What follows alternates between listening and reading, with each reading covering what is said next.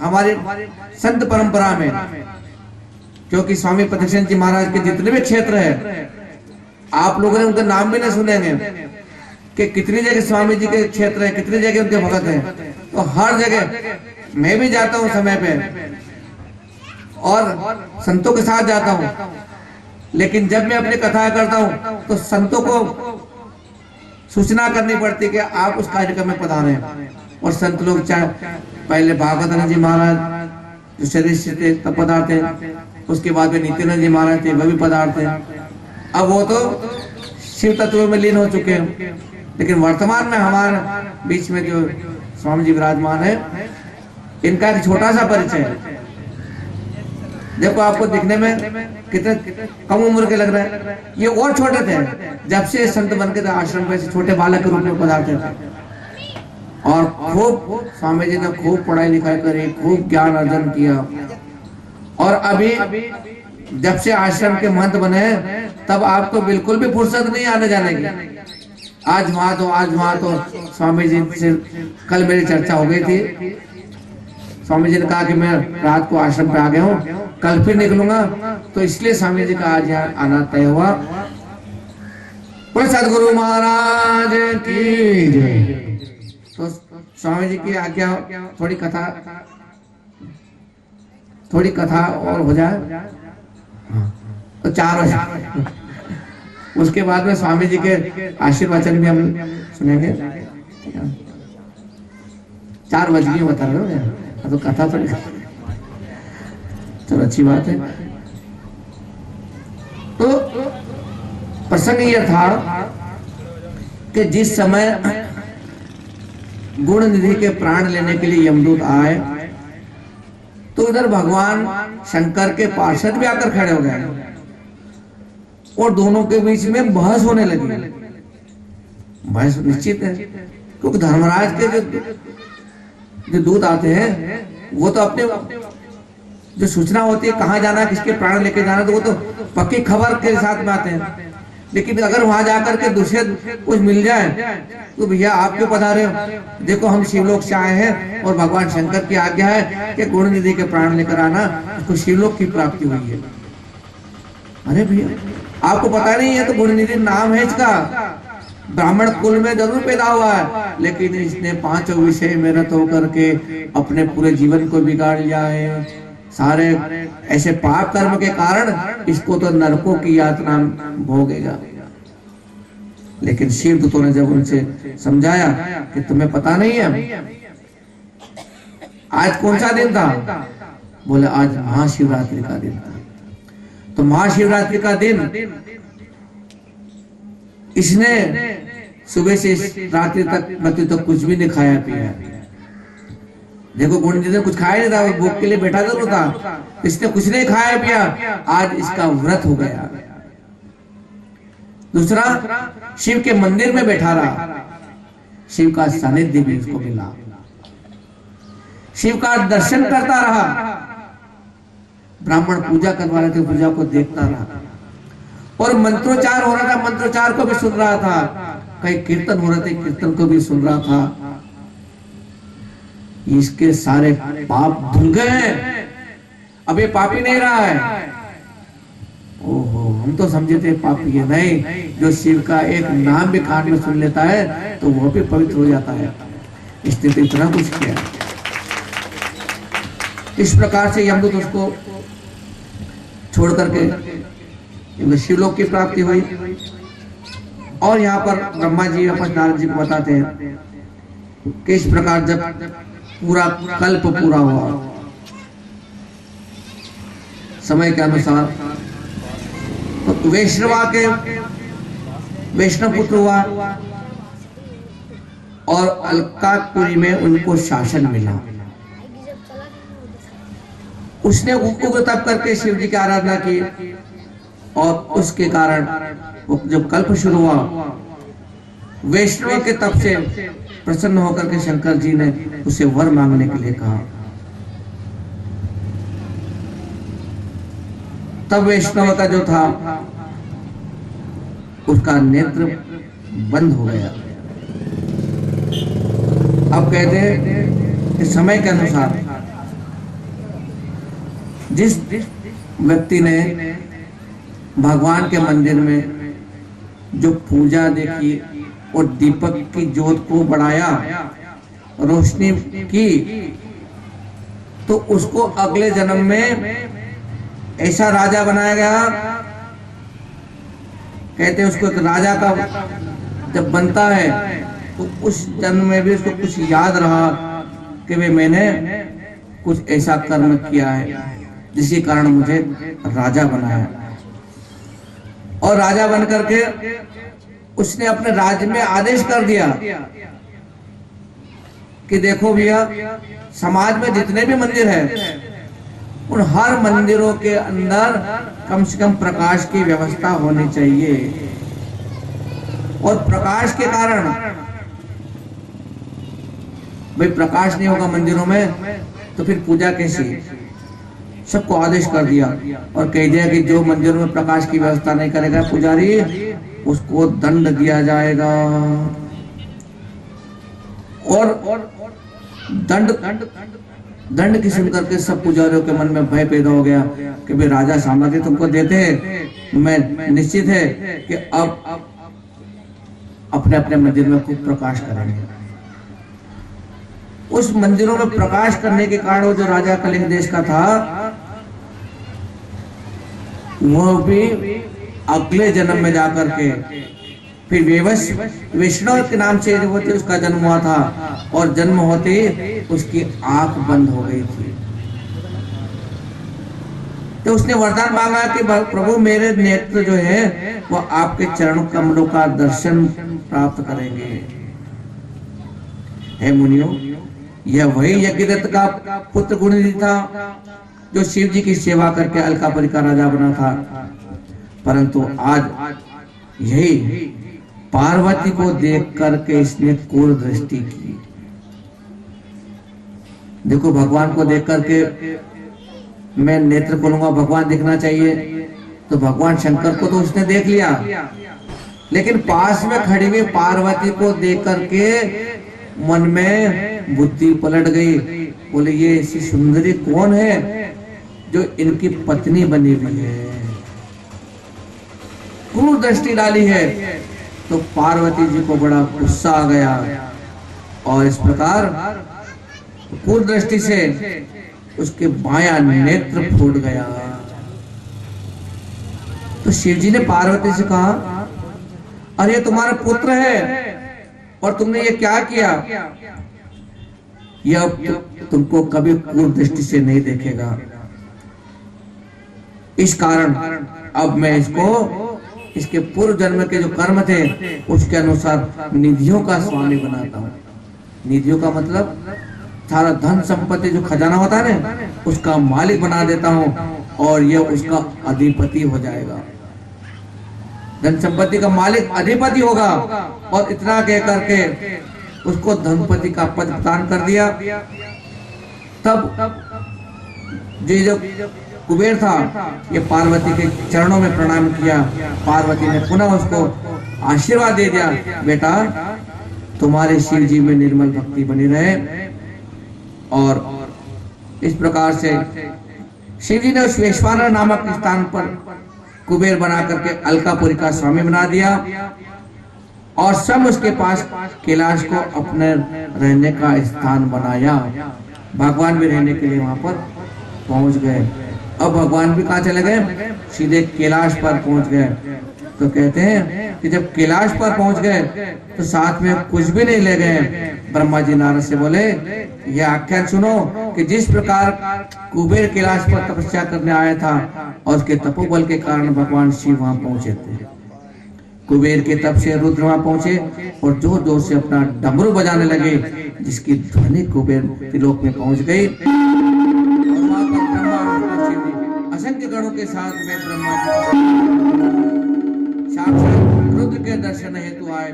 कुबेर ने शिव जी का पूजन किया, उनका आलिंगन किया और भगवान के पास का निवास बनाया। विश्वकर्मा को आज्ञा दी और शिव जी सिंहासन पर आड़ू होकर के कहते ब्रह्मा विष्णु द्वारा उनकी पूजा हुई और इस प्रकार सबकी मनोकामना पूरी हुई।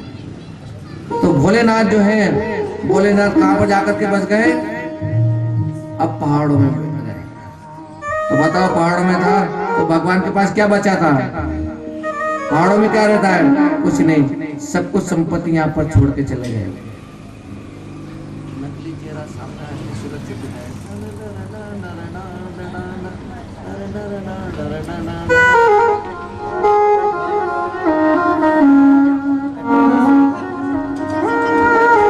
धन धन भोलानाथ ने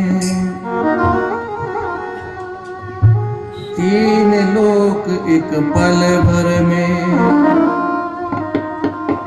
धन धन भोला बांट दिए तीन लोक एक पल भर में। ऐसे दीन दयाल होता नहीं रखी घर में।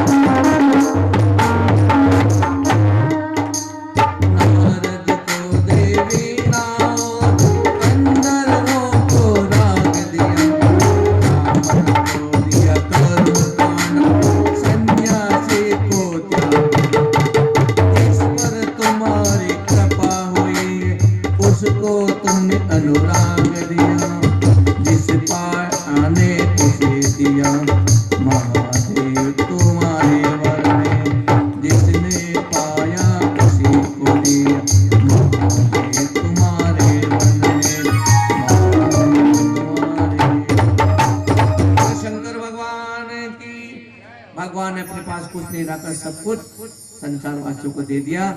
आइए आज की कथा को यही मैं विराम दे रहा हूँ, और कल की जो कथा होगी सती का चरित्र, और उसके बाद में सांझ तक भगवान शंकर का विवाह होगा, है ना।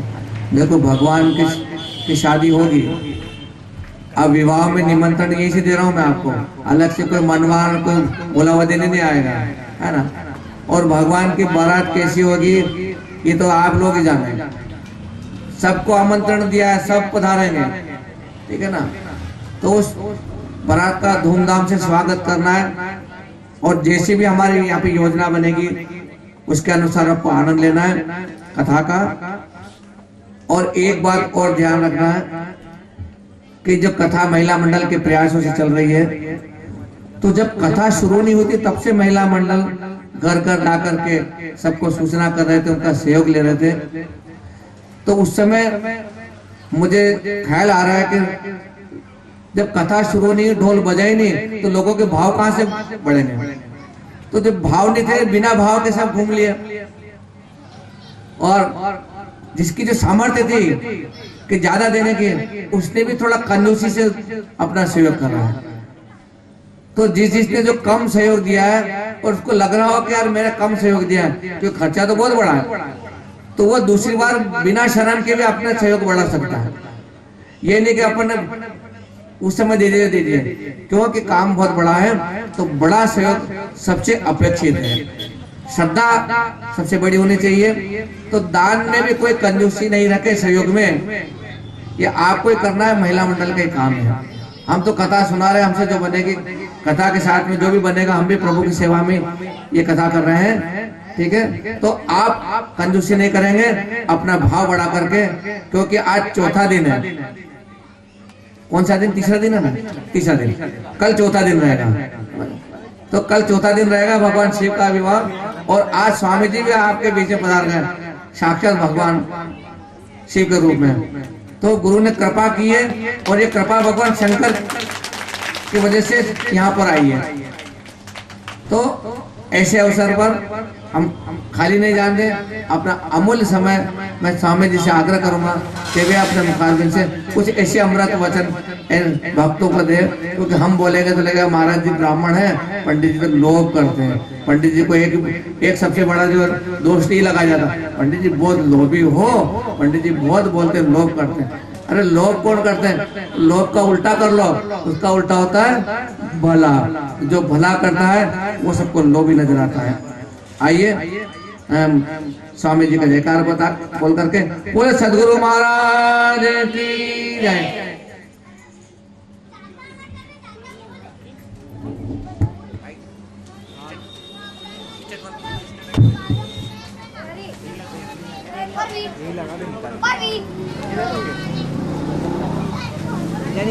यहाँ हूँ मैं। अरे यार हूँ ना, अच्छू हूँ नहीं ओम गुरु ओम गुरुदेव, जय गुरु जय गुरु जय गुरुदेव। ओम गुरु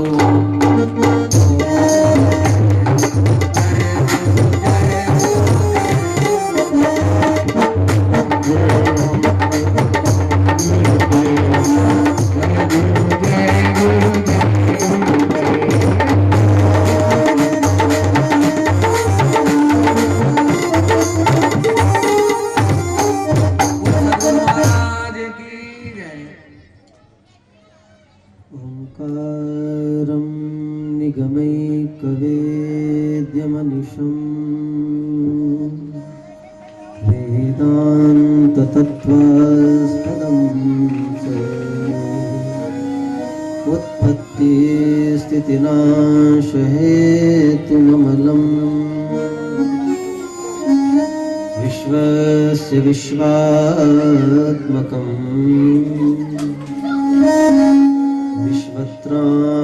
विश्वत्राणपरायणं श्रुतिसतैः सम्प्रोच्यमाणं प्रभो सत्यं ज्ञानमनन्तमूर्तिममलम् शुद्धात्मकं तं भजे। कावेरिका नर्मदयोः पवित्रे समागमे सज्जनतारणाय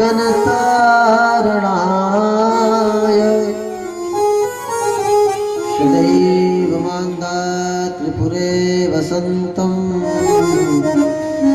ओंकारमीशं शिवमेकमीडे। त्वदीयपादपङ्कजं नमामि देवि नर्मदे। त्वदीयपादपङ्कजं नमामि माता नर्मदे। बोलिए पशुपतिनाथ भगवान की, द्वारिकाधीश भगवान की। अनंत कोटि ब्रह्मांड नायक भूतनाथ भोलेनाथ कण कण में अनुश्रुत परम पिता परमात्मा भगवान सांब सदाशिव पशुपतिनाथ महादेव के पावन चरणों में नमन करते हुए आवाहित स्थापित समस्त देवी देवता दशपुर नगर में विराजमान समस्त ग्राम देवता स्थान देवता सभी को नतमस्तक होते हुए हमारी गौरवशाली गुरु परंपरा के महापुरुष अन्नदाता श्री चेतन भगवान अन्नदाता श्री प्रत्यक्ष भगवान एवं सभी महापुरुषों के पावन चरणों में नमन करते हुए व्यास मंच पर विराजमान व्यास स्वरूप परमादरणीय परम सम्माननीय वेद मूर्ति करुणा के सिंधु वाग वैखरी शब्द झरी शास्त्र व्याख्यानुकौशलम शास्त्र व्याख्या में ऐसे कुशल भगवान पशुपतिनाथ महादेव के अनन्य भक्त हमारे परमात्मी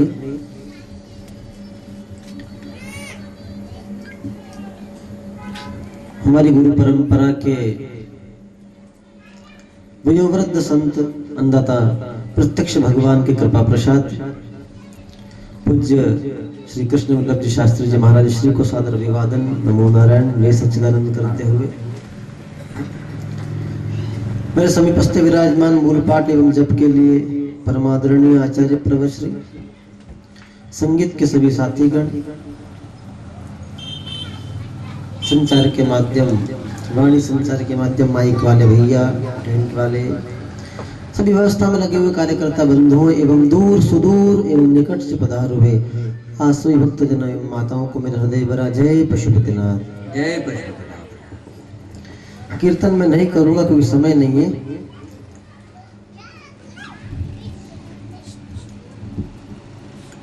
आप लोग बड़े भाग्यशाली हैं जो भगवान शिव की पतित पावनी नगरी दशपुर नगर में भगवती माँ शिवना के तट पर बैठकर भगवान शिव की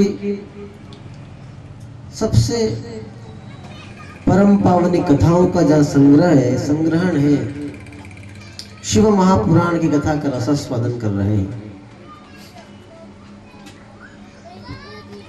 पूर्व में आचार्य श्री ने बताया है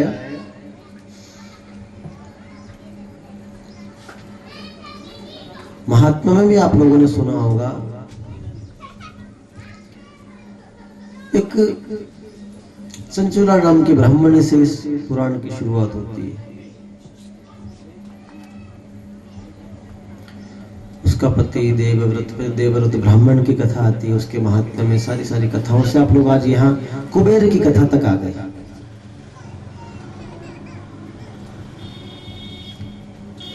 पुराण पूरा होते होते आपको पता चल जाएगा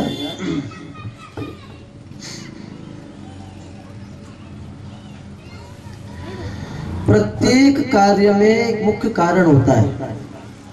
बिना किसी कारण के कोई काम नहीं होता। सृष्टि का कोई भी काम, दुनिया में कोई भी काम होता है,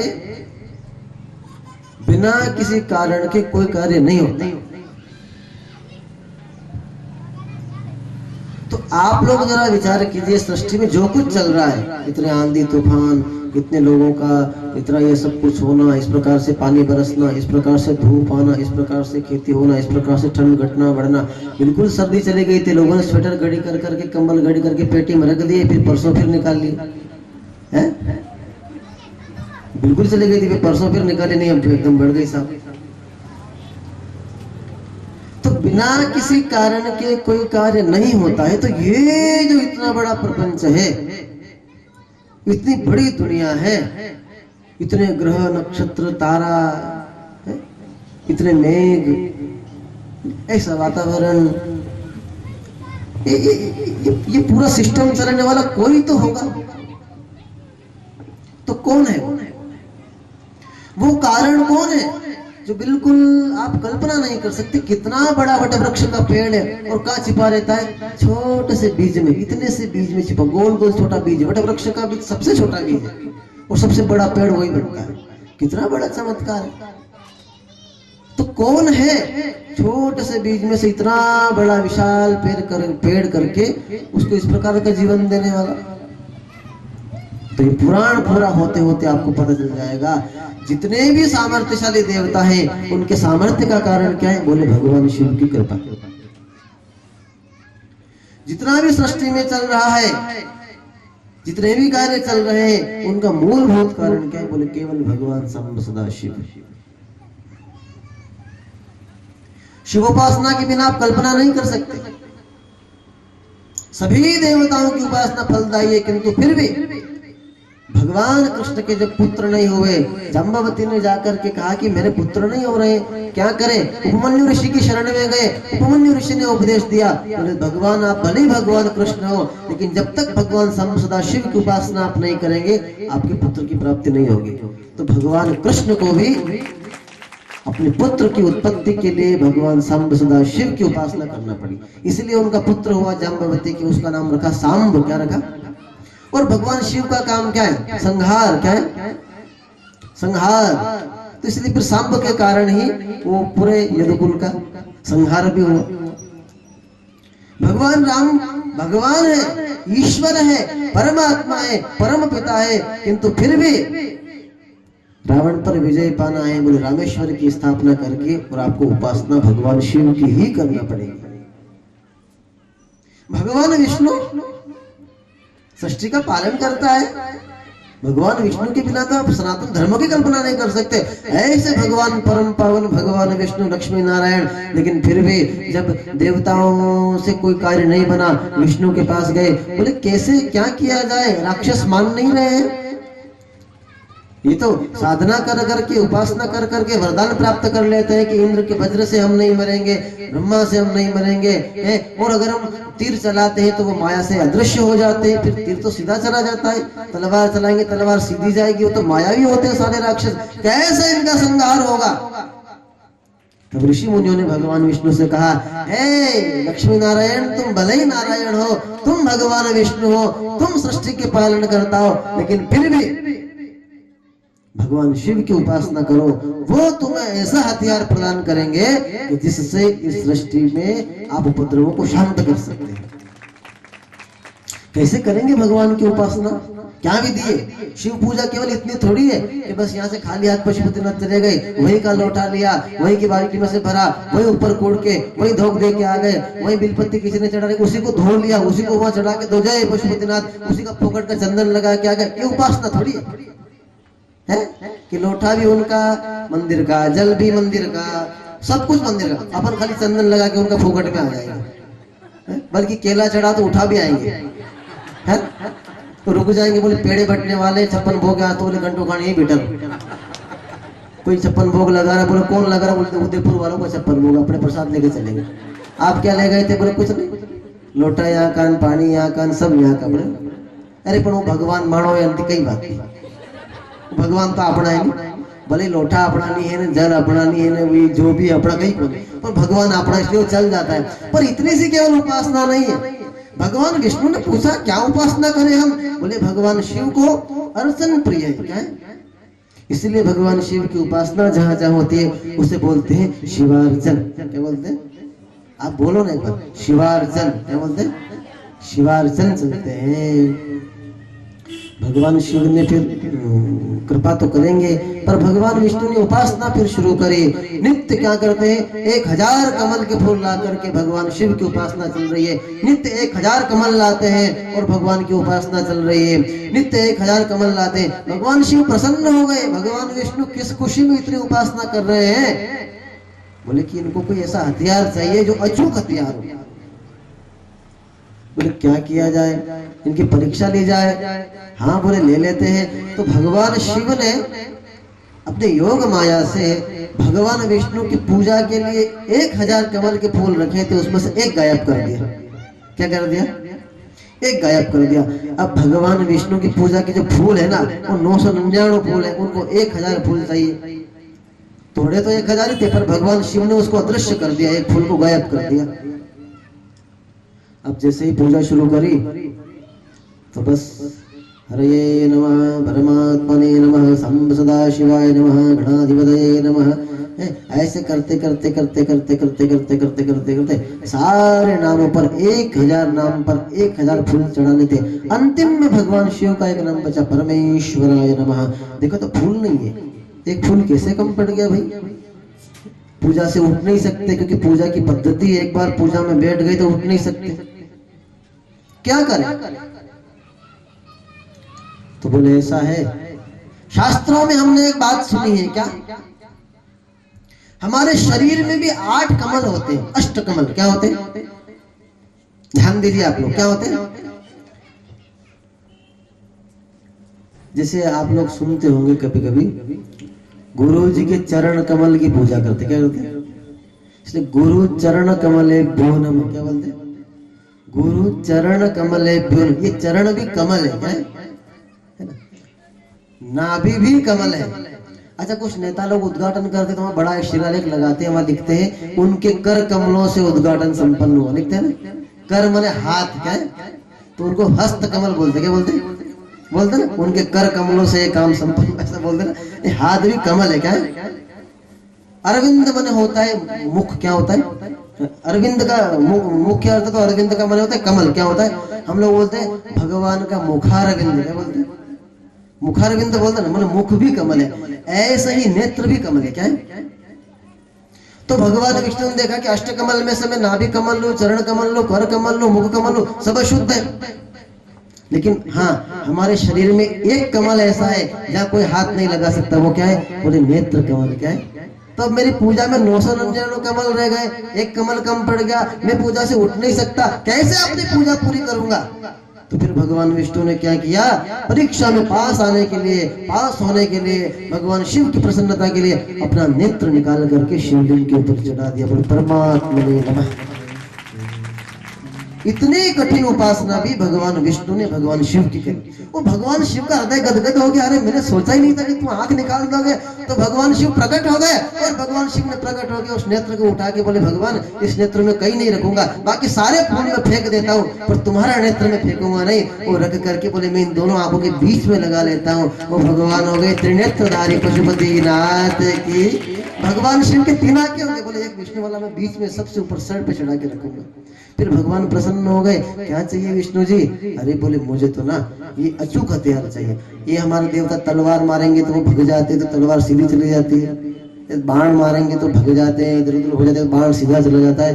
बोले मैं आपको ऐसा एक हथियार दूंगा, अचूक हथियार रहेगा। इसलिए महिम्न स्तोत्र में पुष्पदंताचार्य जी व्याख्या के साथ बड़ी अच्छी बात लिखते हैं, हरिस्ते सहस्रम कमलबलिमादाय पदयोर यदेकोने तस्मिन् निजमुदहरन्नेत्रकमलं गतो भक्त्युद्रेक कमलबलिमादाय पदयोर यदेकोने तस्मिन् निजमुदहरन्नेत्रकमलम्। कितनी सुंदर बात लिखते हो, त्रयाणाम रक्षायै, तीनों लोगों की रक्षा के लिए। बोले क्या किया आपने, बोले उनको चक्र सुदर्शन दे दिया। तो भगवान विष्णु को सुदर्शन चक्र प्रदान किया, अचूक हथियार किसने? भगवान शिव ने। लेकिन भगवान विष्णु को भी जब समस्याएं आई, विक्षेप हुआ, डिस्टरबेंस हुआ, तो एक ही मात्र उपाय था, भगवान शिव की शरण। भगवान राम को कोई मार्ग नहीं दिखा, बोले भगवान शिव की शरण। भगवान कृष्ण को कोई मार्ग नहीं दिखा, बोले भगवान शिव की शरण। हम लोग तो बड़े बड़े बड़े सौभाग्यशाली हैं कि भगवान शिव के चरणों में ही रहते हैं। हम लोगों को पता इतनी कृपा भगवान पशुपतिनाथ की कि अपन नहीं चाहते हुए नाम ले लो कि कहाँ जा रहे, पशुपतिनाथ गए थे। कब आए? पशुपतिनाथ से आए। हाँ, पशुपतिनाथ में आरती का टाइम हो गया है, अपन नहीं जाते, कोई चिंतन चलता रहता है। क्या होता है? ये लोग कहाँ से आ रहे हैं? ये लोग पशुपतिनाथ गए थे, वहां से आ रहे हैं। अच्छा चलो बढ़िया। अच्छा पशुपतिनाथ पे आज वो आने वाले, भले कोई नेता हो, अपने उससे मतलब नहीं, पर नाम अपना चिंता रहता है, पशुपतिनाथ पशुपतिनाथ। आज तो बहुत भीड़ होगी पशुपतिनाथ पे, आज तो ये सोमवार है। भले अपन नहीं जाते, भले लोग वहाँ उदयपुर से आओ, चित्तौड़ से आओ, अहमदाबाद, दिल्ली, कलकत्ता, कहीं से भी आओ, पर अपना चिंतन बराबर है, पशुपतिनाथ पशुपतिनाथ पशुपति। है कि नहीं? है कि नहीं? हाँ, अरे पशुधन कई बढ़िया कार्यक्रम भी हो, इतना अच्छा हुआ पशुपतिनाथ पे वो हो रहा है। भाई हमको कहा कथा कहाँ हो रही? बोले पशुपतिनाथ पे। कहा तो फिर महाराज जी ने हमको बताया, बोले पशुपतिनाथ पे नहीं हो रही, एड्रेस तो पशुपतिनाथ ही रहेगा, मंदसौर में कहीं भी हो। तो पशुपतिनाथ से सीधे द्वारकाधीश मंदिर आ जाओ तो मन से दिख जाएगा। मैंने कहा कथा वाले कहीं भी ऊपर पशुपतिनाथ पशुपतिनाथ। हमारी परंपरा में कोई कहीं भी कथा करता है ना, तो शुरुआत होती है बोले पशुपतिनाथ की।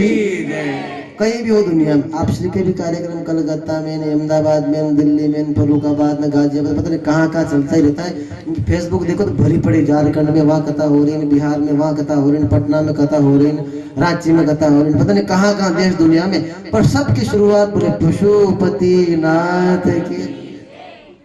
माने हम कहीं भी जाते जमीन से जुड़े रहते हैं, ये विशेषता है ना। तो हम लोगों के ऊपर भगवान की कितनी कृपा है। जब सारे देवताओं को कोई मार्ग नहीं दिखता था, तब वो भगवान की शरण में जाते थे। हम लोग किस खेत के मूल्य हैं, हम लोग भी भगवान की शरण में बैठे हुए। इसलिए कोई भी हम कार्य करें, आवश्यक नहीं कि दिन भर मंदिर में पशुपतिनाथ जाके बैठे रहो, बस भगवान का चिंतन बना रहे। बोले क्या बोलते रहो? बोले महादेव महादेव महादेव, दिन भर बोलते रहो। शास्त्र कहता है महादेव महादेव महादेवेति यो वदेत् एकेन मुक्तिमाप्नोति द्वाभ्याम शंभुर्णी भवेत्। महादेव महादेव महादेव जो बार बार कहता रहता है, एक बार कोई महादेव कहता है तो भगवान शिव उसके सारे पाप नष्ट कर देते हैं। इसलिए हर हर महादेव। दो बार कोई महादेव कहता है, बोले भगवान शिव उसको अपने बराबर का मान लेते हैं, बोले ये तो यही सेकंड शिव जी है, बस दूसरा शिव जी है। लेकिन कोई 3 बार महादेव कह देगा, बोले फिर तो शंभुर्णी भवेत्, भगवान भी उसके ऋणी हो जाते हैं, अपने इसको क्या दे सकता है, उसे 3 बार महादेव कह दिया। इसलिए दिन भर हर काम में महादेव महादेव महादेव महादेव महादेव महादेव करते रहो। हम लोगों का आश्रम में पता है, कोई नहीं बोलता कि ए राजाराम यहाँ आओ, ए तुम यहाँ आओ, ए मांगीलाल जी ये काम करो, ए भंवरलाल जी ये काम करो, ओ मासा यहाँ, कोई नहीं बोलता। हमारे वहाँ एक ही शब्द चलता है, महादेव ऐसा कर दो, अरे महादेव ये घंटी कर दो, अरे महादेव ये कर दो। हमें उससे मतलब नहीं उसका नाम क्या है, हमारा गेट में घुसा कि वो महादेव क्या है। तो यह सनातन धर्म की पद्धति है। आप कोई भी कार्य करते हैं, उस कर्मों को करते हुए भगवान का स्मरण साथ में रखे, भगवान सदा शिव की कृपा साथ में रखे। बड़े ही सौभाग्यशाली मंदसौर वासी, दशपुर नगर वासी, जिन्हें समय समय पर संतों की शरण मिलती रहती है, भगवान की कृपा प्राप्त मिलती रहती है। भगवती शिवना का शुद्ध जल जो लोग पीते हैं। और यह जो कथा हो रही है, ये अपने आप में वास्तव में दिव्य है। क्या? मैं हृदय से बात कह रहा हूं, इसलिए दिव्य है कि बहुत अधिक भीड़ आ जाना, बहुत गाजे बाजे होना, कई किलोमीटर लंबे पंडाल लगना, बड़ा ऊंचा मंच लगा दो, बहुत ज्यादा नुक्ति की ट्राली भर के लाके बांट दो, वो भीड़ ही चिलबिल चल रहा, बिल्कुल वो लोग ही लोग है सब तरफ। ऐसा माहौल भी बन जाए, उससे कथा महान नहीं होती। कथा महान का अपने यहाँ क्या है, कथा बड़ी कब मानेंगे, भयंकर भीड़ साहब तो कथा महान है क्या है। अरे ऐसे ही चले जाओ अपने वहाँ अनाज मंडी में 2 किलोमीटर की लक्षणों के ट्रैक्टर की लाइन लगी, क्या होता है उसे भीड़ से, है भीड़ से क्या होता है। ऐसे ही चले जाओ किसी रैली में भयंकर भीड़, कोई मतलब लेना है देना, तो उससे क्या होता है। 3-3 दिन तक लोगों के नंबर नहीं आते, लोग सड़कों पे सोते, इतनी भीड़ अपने मंडी में। क्या लहसन के ट्रैक्टर लेके आते, तब देखो अब 3-3 किलोमीटर की लाइनें लगी, 3-3 दिन नंबर नहीं आ रहे, टोकन बट रहे, और वही ट्राली में सो रहे, ट्राले में खो रहे, तो उसको कथा मान लोगे क्या। भीड़ कथा नहीं है, न कोई भीड़ भाड़ कथा है, न ऊंचा मंच कथा है, न कुछ भी नहीं। आपके हृदय को ईश्वरत्व, जीव और ईश्वर के बीच की जो दूरी है वो कम जहां हो जाए वो कथा है। भगवान के और भक्त के बीच की दूरियां जहां कम हो जाए वो कथा है। अब हम लोग मान लो यहाँ से कथा सुनने के लिए हरिद्वार जाएंगे तो पशुपतिनाथ साहब की दूरी घटी के बड़ी, बताओ ना मुझे। मान लो आप यहाँ से कथा सुनने के लिए नालसा माता जाओ, मान लो, तो भगवान पशुपतिनाथ से दूरी घटी के बड़ी। तो भक्त को भगवान से मिला दे वो कथा हुए कि छठी कर दे वो कथा हो। भले आप शुक्रता जाए कथा हो, हरिद्वार चला जाओ, वृंदावन चले जाओ, तो भगवान पशुपतिनाथ से दूर कर रही वो कथा सही है कि जो पास में कर रही वो कथा सही। देखो हम भी भगवान से 1.5 किलोमीटर दूर रहते, पर एक कथा ने हमको नजदीक ला दिया, तो हमारे लिए तो यही कथा बड़ी है क्या नहीं। तो जो कथा हमें भगवान से मिला दे वो हमारे लिए सबसे बड़ी कथा है। और यह जो कार्यक्रम चल रहा है, परम आदरणीय, परम सम्माननीय, परम अर्चनीय, परम वंदनीय पूज्य प्रवर आचार्य श्री, जिन्हें हम सब लोग प्यार से संतों ने एक दिया है उनको नाम मालवा स्वामी, क्या बोलते हैं मालवा स्वामी जी, तो किसी को नहीं बताया, अभी तो बताया। अच्छा हाँ, नहीं हम लोग उनको मालवा स्वामी, क्योंकि अल्लाह श्री चेतन भगवान, प्रत्यक्ष भगवान को मालवा धर्म सम्राट कहते थे, है ना। उस जमाने के हमारे खाली यही बचे, बाकी सब ऊपर चले गए। हमारे लिए क्या कि वो पुरानी कथाएं, पुरानी ये सरकार ना अरबों रुपए खर्च करती है पुरातत्व संग्रहालय में, है ना। तो मैं भी पूरा ध्यान रखता हूँ, ये हमारे एक ही बच्चे हैं, बाकी सारे महात्मा धीरे धीरे सब चले गए। अब हमें प्राचीन विरासतें, प्राचीन जानकारियां हैं, और हम कभी कभी ऐसा नए सब लोग जुड़े हुए हैं ना, तो हम भूल जाते हैं कि हमारी प्राचीन विरासत में 30 साल पहले क्या चीज थी, 40 साल पहले क्या चीज थी।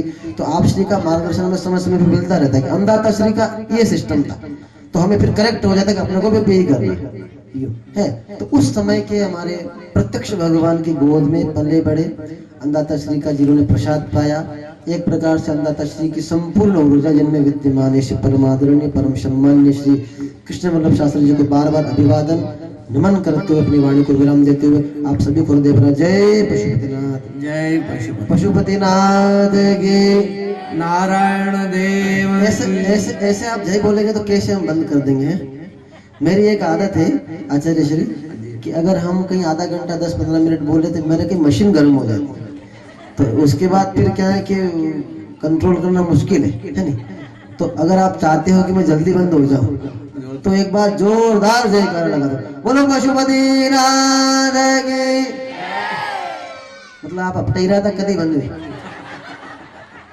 इसका तो यही मतलब है कि तू कब बंद हो, बक की जा रहा है ना। तो अभी आके बोल रहे हो, हम तो 4 घंटे से सुन रहे हैं, मैंने यही हुआ ना। हाँ भाई मैंने आपको डिस्टर्ब किया, मैं क्षमा प्रार्थी हूँ, पर नहीं आपने जोरदार जयकारा इसीलिए बोला कि हाँ तो बंद हो गया, तो मैं अब आपकी आज्ञा का पालन करते हुए मैं बिल्कुल बंद हो रहा हूँ। लेकिन मेरी बात, भगवान से हमारी दूरी कम हो और भगवान के चरणों में हम लगे रहे। बोलो शिवना मैया के, सदगुरु देव के, सत्य सनातन धर्म के, नमः पार्वती पतये, हर हर महादेव।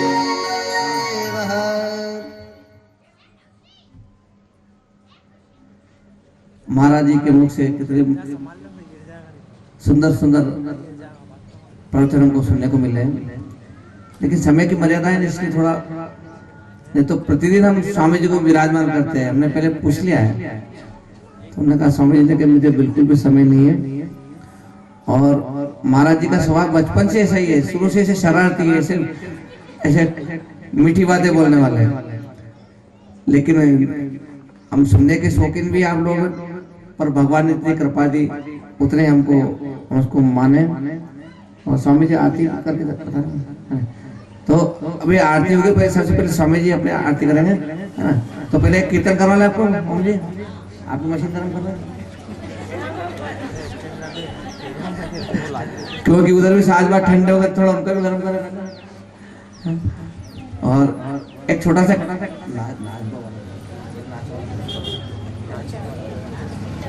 देखो आरती के पहले छोटा सा भजन कीर्तन जो भी आप उसको भाव व्यक्त कर ले और फिर इतने आरती की तैयारी कर ले, प्रसाद की तैयारी कर ले। मैं कुछ सूचना जो है आपको बता देता हूँ।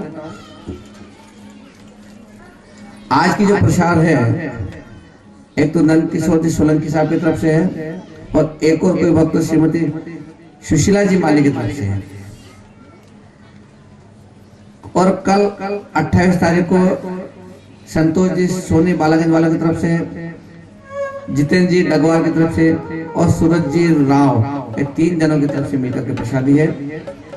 और भी जिसके किसी का भाव हो वो अपना नाम लिखावे। प्रसाद भी खूब और कार्यक्रम में अपना पूरा धन का सहयोग भी आप पूरा देवें, तब ये कथा हमारी सफल रहेगी। और कल के बाद में परसों से आपको और सूचना करूंगा और क्या क्या कार्यक्रम होने वाला है। सोलंकी जी आगे बढ़ा रहे हैं आरती के लिए। स्वामी जी पहले स्वामी जी आरती करेंगे और स्वामी जी के बाद में पुरुषगण और माता बहन जैसे खड़ी थी वैसे कोई हल्ला शोर नहीं करना आप लोग को। तैयार हो गए?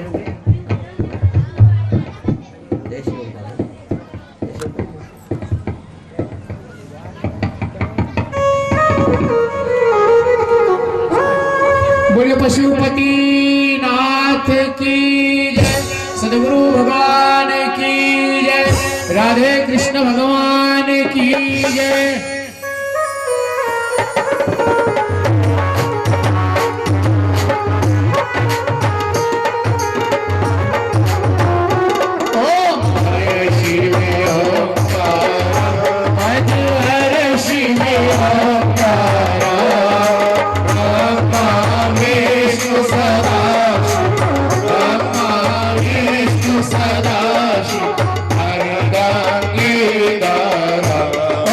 हर हर हर महादेव।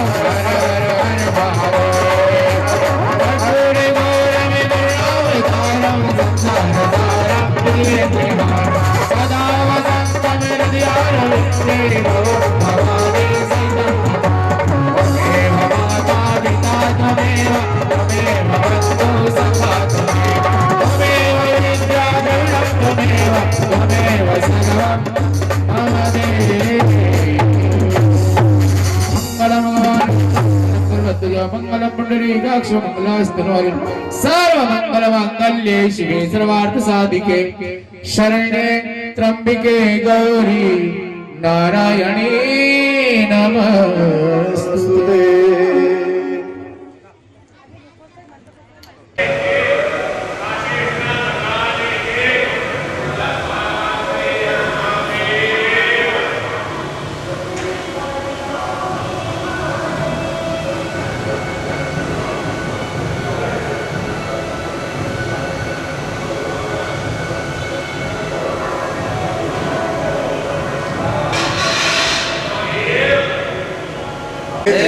महापतिं सर्वं वन्दे जगत्कारणं वन्दे वन्दनभूषणं जगदलं वन्दे वयोनामयं वन्दे शौर्यशाङ्गवनिनयनं वन्दे नवादप्रियां वन्दे भक्तजनाशयङ्करवरदां वन्दे शिवं शङ्करं त्र्यम्बकं यजामहे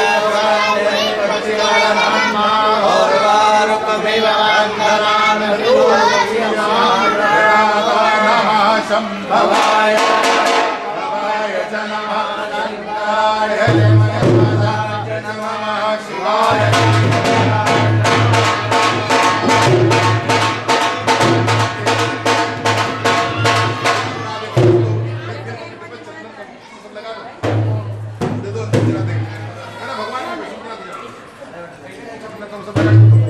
माला दे दो।